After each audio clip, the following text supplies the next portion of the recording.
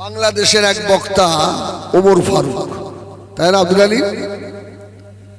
ভালো বক্তা, তার সব ফাঁস হয়ে গেছে। হাইলাইট হওয়ার জন্য জলসা করা ছেড়ে দিয়ে কিছুদিন চুল সাদা করে টিকটক করছে নাকি, কি ও যে গোপনীয় ভিডিও ফাঁস হয়ে গেছে, তাই না? ও এক মিডিয়ার সঙ্গে যুক্তি করে কি করে ভাইরাল হওয়া যায়। বলতে প্যান্ট শার্ট পরতে হবে, হ্যাঁ ভাইরাল হবে, লোক চিনুক আমাকে।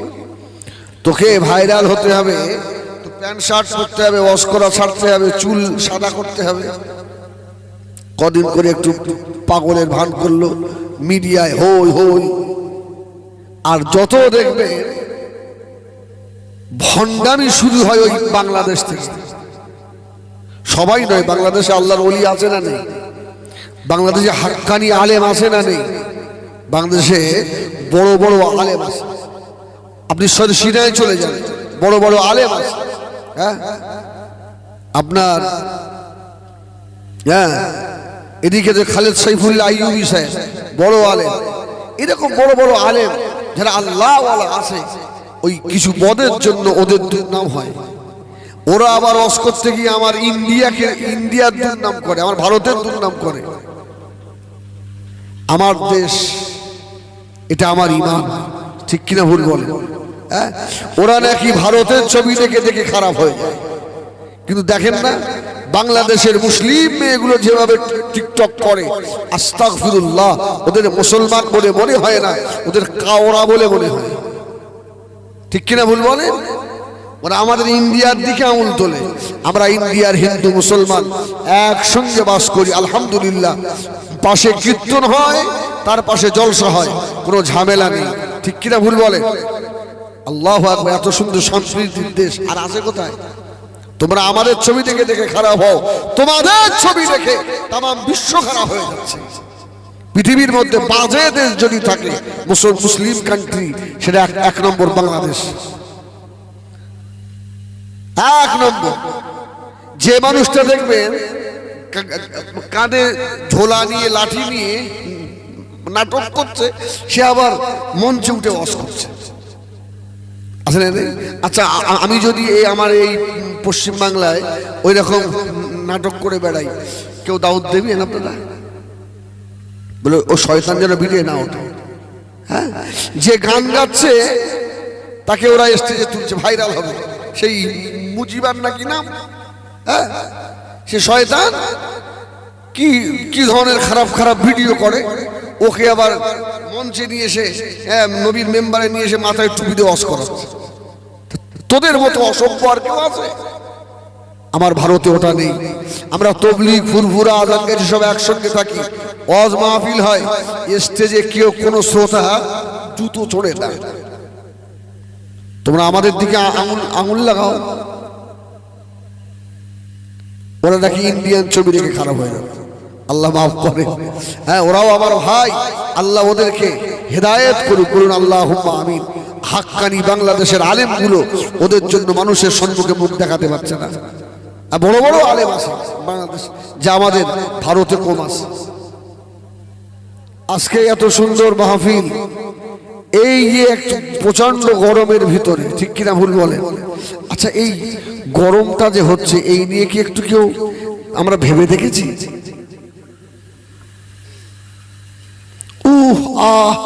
বাবা মরে গেলাম, আজকে 40, আজ 41 ডিগ্রি, কালকে আবার কি হবে তা জানি না।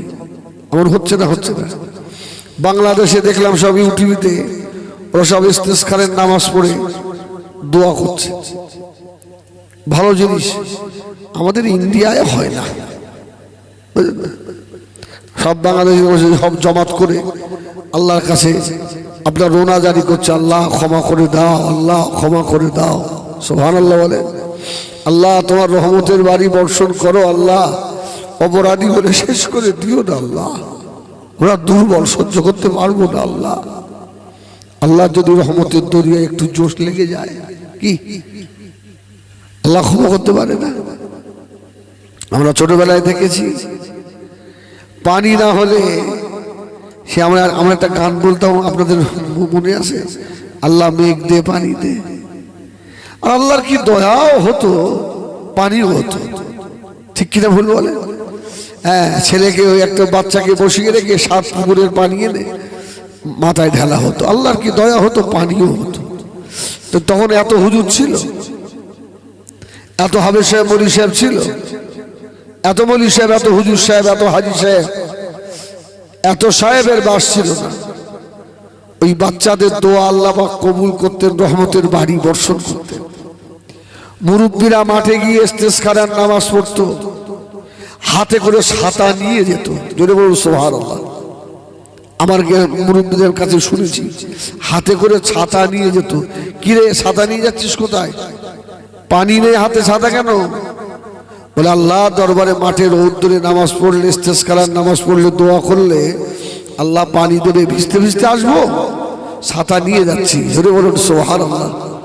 তাদের ইমানের কত পাওয়ার ছিল বলেন। আর আমরা ইস্তেসকারের বর্তমান যুগে আমরা ইস্তেসকারের নামাজ পড়তে যাই, পড়লে কি হবে? কেন বলেন? নিয়ত তো ঠিক নেই, একটা ব্যাপার। আবার আমি কি জিনিস আমি তো জানি, আমার দোয়া কবুল হবে কিনা এটা আমি জানি। এই জন্য দেখবেন যারা অন্যায় কম করে, পাপ যারা কম করে, এদের মন দেখবেন সবসময় খুশি খুশি থাকে, পরিষ্কার থাকে। যারা হালাল খায় এদের মন দেখবেন সবসময় পরিষ্কার থাকে, হাসি খুশি থাকে। আর যারা হারাম খায়, যারা গোনা করে, চিটিংবাজি করে, এদের দেখবেন মনে শান্তি থাকে না, মনে এদের শান্তি নেই। পান্তা ভাত খান, একবেলা রুটি, একবেলা ভাত, একবেলা হলো না, কিন্তু 5 ওয়াক্ত নামাজ পড়েন, বেশি বেশি আল্লাহর জিকির করেন, দেখবেন কলিজার একদিকে একটা শান্তি আছে যে দুনিয়ায় আল্লাহ কষ্ট দিক, কিন্তু আল্লাহ যেন আমাকে হাসরের ময়দানে বেইজ্জতি না করে। হ্যাঁ, আল্লাহু আকবার। এই যে তীব্র গরম, রাসূলুল্লাহ বলেছেন খুব বেশি গরম পড়লে তোমরা জাহান্নামের কথা স্মরণ করো। কিসের কথা? জাহান্নামের কথা। এই যে এখন প্রচন্ড গরম, 3টে সময়ে জাহান্নামের কথা বেশি বেশি মনে করতে হবে। একটা হলো গ্রীষ্মকালে যে গরম হয়, এই গরমের সময় মানুষের যখন জ্বর খুব বেশি হয়, গা গরম হয় না? হয় না? আল্লামা জালালউদ্দিন সুয়ুতী রহমাতুল্লাহ আলাইহি, মানে আশরাফ আলী থানভী রহমাতুল্লাহ আলাইহি, উনি লিখেছেন যে শরীরে মানে জ্বরের তাপ লেগেছে, আল্লাহ ওই শরীরে জাহান্নামের আগুন দেবে না। যদি বলুন সুবহানাল্লাহ। হ্যাঁ, জ্বর যখন বেশি হয় তখন জাহান্নামের কথা মনে করতে হয়। আর এক সময় জাহান্নামের কথা মনে করতে হয় যখন আগুনের ধারে যায়। আপনাদের এদিকে তো ইট ভাটা আছে না? নেই? ভাটায় গিয়ে দেখবেন যখন চুল্লিতে ইট পোড়ায়, ওই ঢাকনি উঁচু করে পাথর দেয় না, কয়লা কয়লা কয়লা দেয়। একবার গিয়ে একটু যদি জাহান্নামের কথা মনে না, একবার চেয়ে দেখবেন। আল্লাহ আল্লাহু আকবার। এ তো দুনিয়ার জাহান্নামের আগুনের থেকে বেশি হবে না? হবে না? আল্লাহু আকবার। জাহান্নামীরা জাহান্নামে চলে যাবে, জাহান্নামীরা যাবে।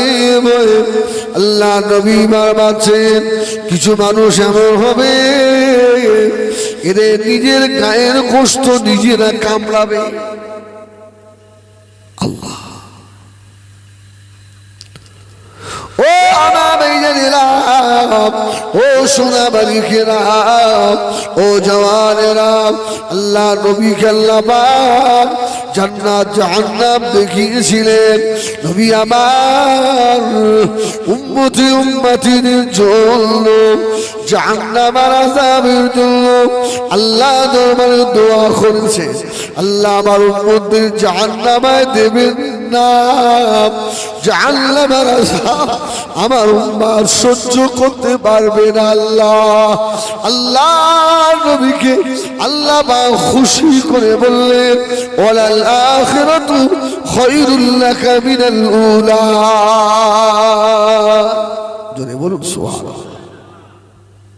আমি আপনাকে সেদিন খুশি করব।